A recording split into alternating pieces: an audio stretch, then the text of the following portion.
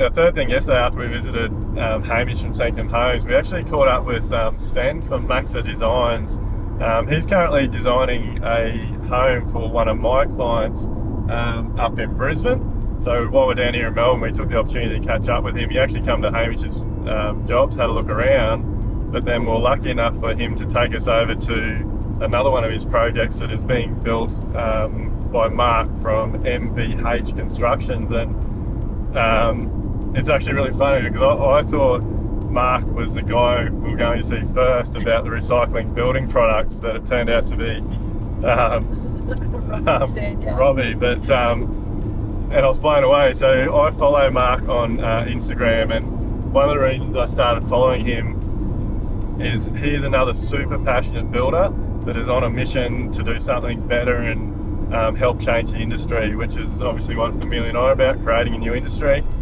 He goes to the efforts, and we'll show you photos of his site signage. It's the best site signage I've ever seen on a building site, and I take my hat off to him for his mission. But he goes to the effort on his job sites to set up individual bins, and they separate their rubbish, like soft plastics, concrete, timber, and it all gets recycled. So yeah, and this was a small site. Like, it was a compact, suburban Melbourne site. A lot of people would probably go, oh, we don't have enough room to be sorting the waste. But the way that he'd done it, he still had a site toilet, he still had some storage, and he'd just been very deliberate about where things were located. It was really effectively had signage as well. So there was, it was very clear about what needed to be done. What I also thought was fantastic was he had QR code for his site induction. Yeah. So he's recorded a video of himself doing his site induction. Everybody has to watch that QR video. So that obviously gives him the opportunity to explain the way that waste is separated and how the site works. And then he had a site sign-in QR code as well. And that was just all by the front door. So really systemizing how to educate anybody who comes on site. Because one of the hardest things, I know myself as a builder, like, there's a lot of laziness on job sites. Like, it shits me to tears. Like, people sit down and have their lunch and leave their rubbish where they sit. Like, and he was saying yesterday, like, he's gone to all this trouble to set the bins up and do all this, but one of his biggest troubles is like the lightweight plastic recycling. You'll get someone throw a piece of timber or a bit of plasterboard in there, so then that contaminates that whole load, and then the company won't take it. So like the building industry, as builders, we contribute so much waste to landfill, and like, it's not hard. Like, seeing him, like, it really inspired me yesterday, seeing how he does it on such a small site, and it really makes me want to go back home and sort of look into our business and what we can do, and talk to maybe some of the companies up home, whether we get separate bins on site or something. But and it wasn't just the rubbish recycling. Like, he's actually a passive home builder as well.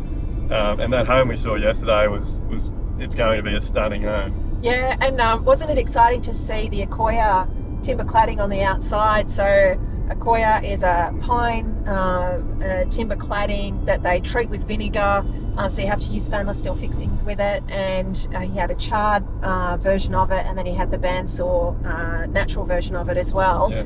And they give a 50-year warranty when it's used on pine. Externally. Yeah, with no, like, so he said the client wanted a home that had required as little maintenance as possible, and so actually factoring in things like what happens when you have a house that you then need to erect scaffolding and things like that to paint and to clean and to do all of those kinds of things, that ongoing cost impost of maintaining the home, thinking about that at the design and the selection point, so that you can actually choose a material. And when you think about the fact this is a timber clad house, which generally is the most highest level of maintenance home, but because of the products that they chose, it's going to be an incredibly low maintenance home. And then accommodating really beautiful detailing around the window reveals and on the corners, so it's still super durable.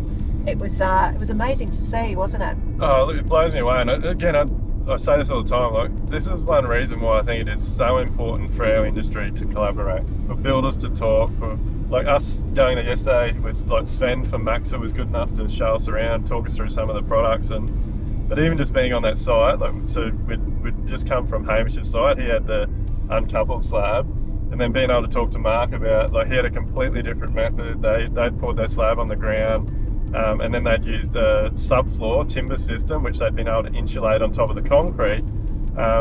Still, and he was actually saying like they achieved a 0.4, so like actually below the passive, like well below the passive house. I thought it was 0.3, yeah, the air changes per hour. So Yeah. obviously a passive house has to be 0.6 air changes per hour.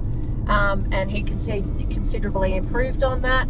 So, and then it, still the beautiful detailing and how awesome finishes. just how lovely that home felt. And yeah, really good to see. The house was almost at a stage where it was probably 99% covered up, but for me, just finishing my passive house course and getting interested in this and wanting to know more, it was really good to see. And I was really appreciative that Mark took the time to show me some of the fixings and the details and like where they'd had to tape things up to get their air tightness and things. So like incredible first day. Wasn't it just? And so generous of everybody to spend time with us. And you can see when you're actually getting to collaborate and meet people who are really passionate about not only doing great work, but about the work that they do having meaning and impact beyond that in terms of how it improves the environment, how it lowers waste, how it creates a more sustainable, healthy home for people. You get so excited about the future of the industry and what's possible. And, our brains have just been buzzing with all the things that we want to be doing in Live Life Build, to be able to not only shine a spotlight on people like those that we met yesterday, but also get behind them, help them be able to do more of this, because as a country and as an industry, we can just be making such massive strides towards a better future with the way that we build and renovate. We have a huge responsibility to do things better. Yeah.